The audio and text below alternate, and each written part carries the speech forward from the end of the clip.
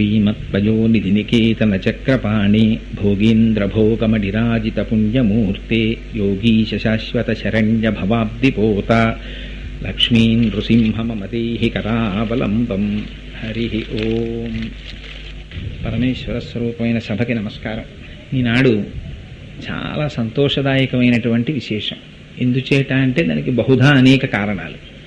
ఒకటి, ఇవాళ చాలా పర్వదినం. ఆనాడు జయ విజయులిద్దరూ వైకుంఠంలో ద్వారపాలకులై ఉండగా 5-6 సంవత్సరముల వయస్సు కలిగినటువంటి సనకసనందనాది మహర్షులు దిగంబరులై, మహానుభావులు కేవలము భగవన్నామ స్మరణము తప్ప వేరొకటి తెలియని వారై వైకుంఠములకు వస్తే లోపలికి వెళ్ళడానికి వీల్లేదని అక్కడ ఉన్న ద్వారపాలకులు నిర్బంధిస్తే, అత్యంత సత్వగుణ ప్రధానమైనటువంటి వైకుంఠంలో ఉండి పరమాత్మ దర్శనానికి వచ్చినటువంటి మాకు పరమాత్మకి మధ్యలో ప్రతిబంధకముగా నిలబడేటటువంటి ప్రయత్నములు చేసినటువంటి పాపమునకు ఫలితముగా నువ్వు ఎంత కష్టపడవలసి వస్తుందో అనుగ్రహ రూపంగా శాపమిస్తారు పెద్దలు.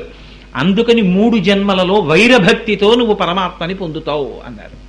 వాళ్లే మొట్టమొదటి జన్మలో దితి గర్భమునందు హిరణ్యాక్ష హిరణ్యకశిపులై జన్మించారు. పెద్దవాడు హిరణ్యకశిపుడు, తమ్ముడు హిరణ్యాక్షుడు. ఇందులో చాలా చిత్రం ఉంది. ప్రహ్లాదోపాఖ్యానం తెలియని వాళ్ళు ఎవరు నాకు చెప్పండి. అమ్మా, ఇందులో ఎవ్వరికీ కూడా ఏమంటే మాకు ప్రహ్లాదుడి కథ తెలియదండి, మొట్టమొదటిసారి నువ్వేదో పెద్ద పండితుళ్ళే చెప్పాలి, మేము వినాలని వచ్చిన వాళ్ళం ఎవరూ లేరు, అందరికీ తెలుసు ప్రహ్లాదుడి కథ, మరి ఎందుకు ఇచ్చినట్టు? అది సనాతన ధర్మంలో గొప్పతనం. హిరణ్యాక్షుడు తమ్ముడు హిరణ్యకశిపుడికి. ఆయన పుట్టింది మొదలు ఆయన కోరిక ఏమిటంటే అంతా తనది చేసుకోవాలి. అందుకని భూమిని చాపగా చుట్టేసుకున్నాడు. చుట్టేసుకుని తీసుకెళ్లి బయట పెట్టుకోకూడదా, తనది చేసుకున్న దాన్ని దాచుకోవాలి. అందుకని సముద్రం లోపల దాచాడు. ఇది ఎక్కడుంది చెప్పండి?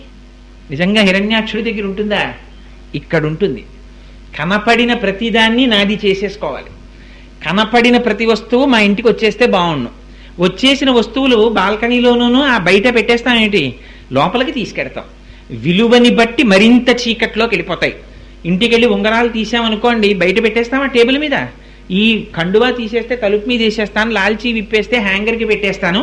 ఉంగరాలు తీసేస్తే గాడ్రేజ్ బీరువా తాళం తీసి, తలుపులు తీసి, చెస్ట్ తీసి చీకట్లో పెట్టి ఇన్ని తాళాలు వేస్తాం.